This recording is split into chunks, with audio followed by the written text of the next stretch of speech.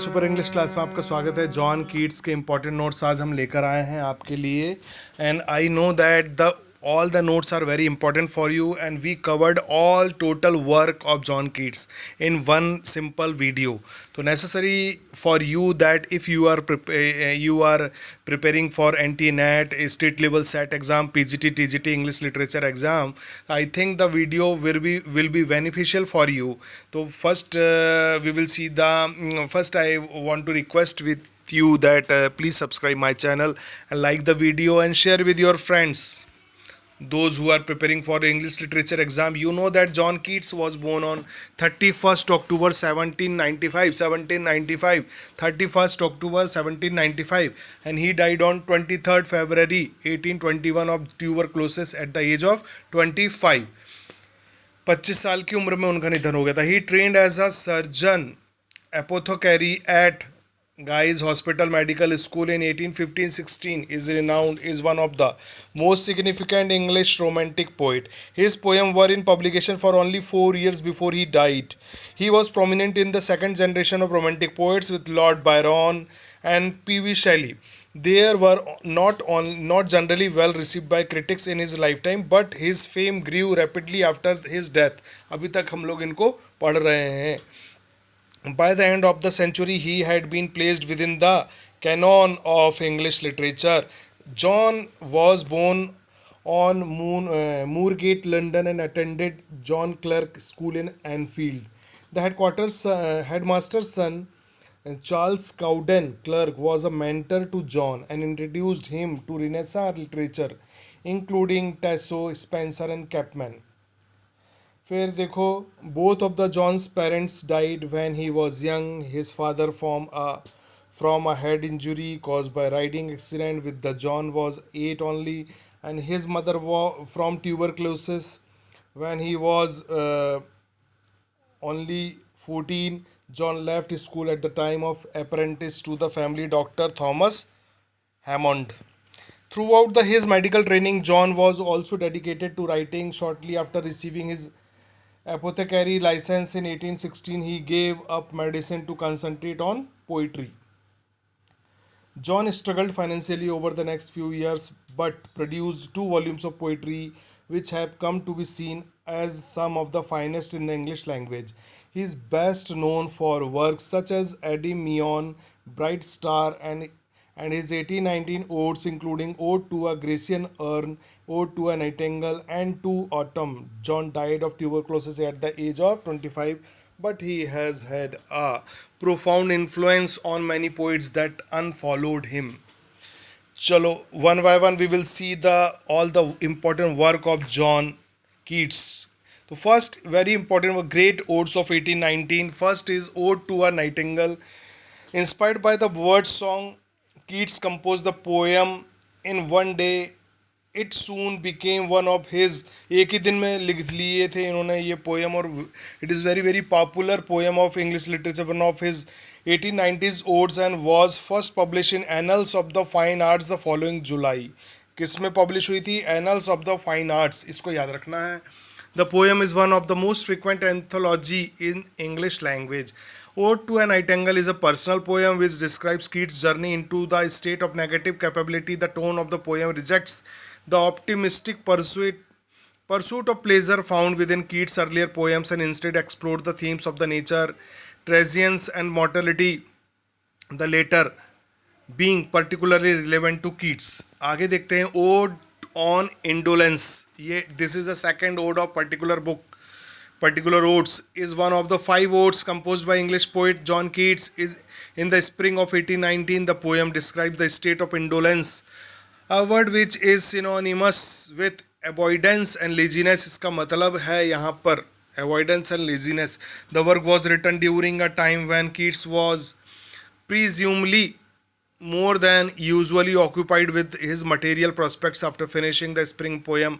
Keats wrote in June 1819 that its composition brought him more pleasure than anything else he had written that year. Unlike the other odes he wrote that year, Ode on Indolence was not published until 1848. 27 साल बाद ये particular odd उसमें जोड़ा गया और publish किया गया था. Odd on a Grecian earn he wrote में, ये भी 1819 में लिखा था और पहले पब्लिश हुआ था Annals of the Fine Arts for 1819 में, और ही it is the one of the great odes in 1819. In the five stanzas of 10 lines each, and the poet addresses an ancient Grecian urn discoursing upon the image depicted on it. In particular, he reflects upon two scenes, one in which a lover pursues his beloved, and another where the villagers and a priest gather to perform a sacrifice. He was inspired to write the poem after reading two articles by English artist and writer Benjamin Haydon. तो Benjamin Haydon का जो एक article था उससे inspired होकर उन्होंने ode on a Grecian urn लिखा है. It is important information.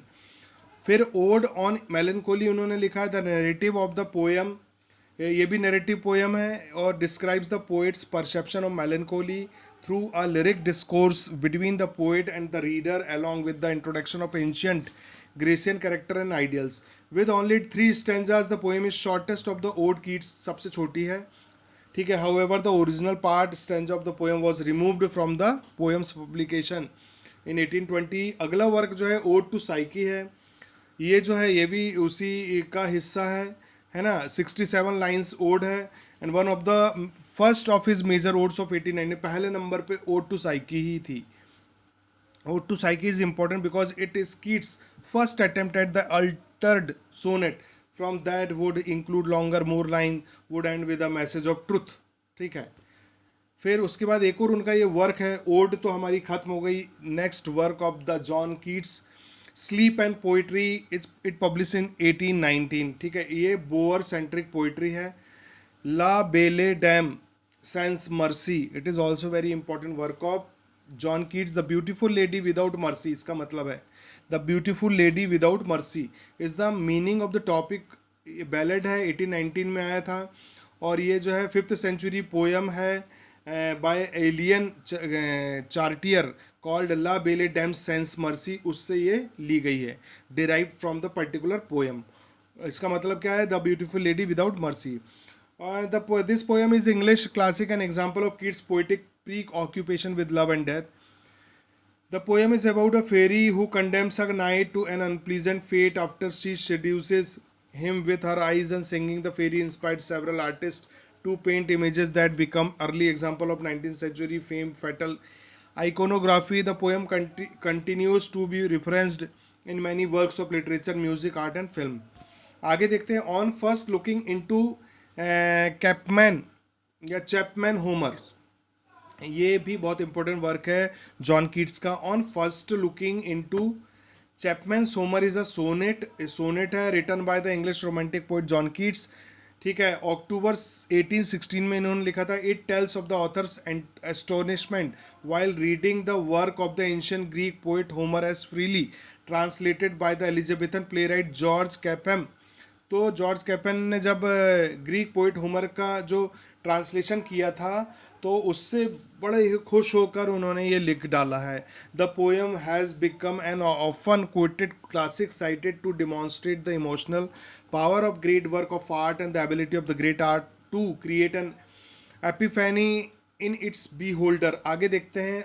बहुत ही इंपॉर्टेंट वर्क है जॉन कीट्स का. एंडीमियन, ये भी पोएम है, 1818 में पब्लिश हुई थी. ये राइमिंग कपलेट है in iambic pentameter. It is also known as a heroic couplet. और Keats based on the poem on the Greek myth of Endymion. और the shepherd beloved of the moon goddess Selene. The poem elaborates on the original story and renames Selene Cynthia. John Keats dedicated the poem to the late poet Thomas Chatterton. ये Thomas Chatterton को इन्होंने dedicate किया है. Endymion को याद रखिएगा. The poem is divided into 4 books, each approximately 1000 lines long. आगे बहुत खास वर्क है उनका हाइपरियन, जो कि 1819 का वर्क है. It is based on the Titanomachy and tells of the despair of the Titans after their fall to the Olympians. Keats worked the poem from late 1818 until the spring of the 1819 when he gave it up and having too many mild tonic inversions. The theme and idea were picked up again in Keats' The Fall of Hyperion, a dream, when he attempts to recast the epic by framing it with a personal quest to find truth and understanding.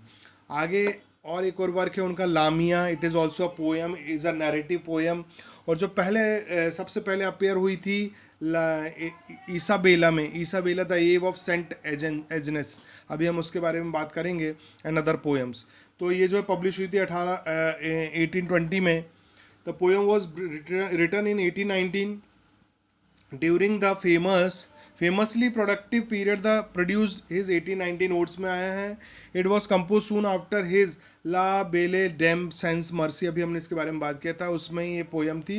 His odes on melancholy, on indolence and Grecian urn, अभी हमने इसके बारे में पढ़ा है. ठीक है.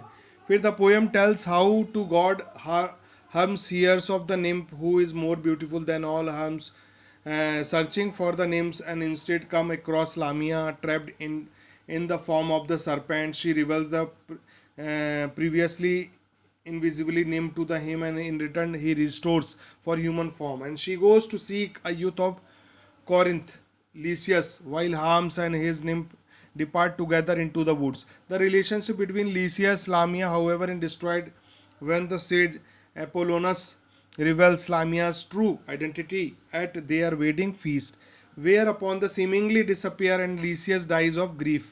ठीक है. उसके बाद जो अभी वर्क की बात हो रही है, इसेबेला और द पोएट ऑफ बासिल, 1818 में आया था. ये भी नैरेटिव पोएम है. और ये कहाँ से अडॉप्ट किया गया है, ये बहुत इंपॉर्टेंट है.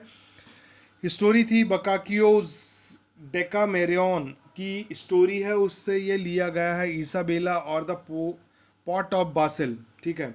It tells the tales of the young woman whose family intend to marry her to some high noble and his olive trees, but who falls for Lorenzo, one of her brother employees. When the brother learn of this, they murder Lorenzo, bury his body. His ghost informs Isabella in a dream. She exhumes the body and buries the head in a pot of basil, which she tends, obeses Sebili and wine while pining away. The poem was a precursor to the Ave of the Saint Anges. Both are set in the Middle Age and concern passionate and dangerous romance. It was published in 1820 along with the later work and others. तो ये इसको भी आप देख लीजिएगा, learn कर लीजिएगा. The above of the Saint Agnes अभी हम लोगों ने बात करे थे. तो this is also very very important work of the John Keats. The एव of the Saint Aeneas is a romantic narrative poem of 42 Spenserian stanzas set in the Middle Ages. It was written by John Keats in 1819 and published in 1820. The poem was considered by many of the Keats' contemporary and the succeeding Victorians to be one of his finest and was the influential in 19th century literature. एक बात याद रखिएगा, अधिकतर ज़्यादातर 90% 1819 में ही John Keats ने लिखा है और पब्लिश्ड हुआ लगभग 1820 में ही. तो एक कॉमन सा हमारे लिए एक आंसर तैयार है. Keats based his poem on the folk believe that a girl could see her future husband in a dream if she perform certain rites on the eve Saint Agnes, that is she would go to bed without any supper, transfer pins one by one from pin chosen to a sleeve while reciting the Lord's Prayer, then the proposed husband would appear in her dream. तो ये सारे हमारे important work थे John Keats के, और मेरे ख्याल से इससे बाहर कुछ भी नहीं पूछेगा. तो आप इसको एक बार और अच्छे से सारा वीडियो देखकर तैयार कर सकते हैं. सब्सक्राइब कर लीजिए चैनल को, लाइक करना बिल्कुल मत भूलिएगा. अगली वीडियो मुलाकात करते हैं. Thank you.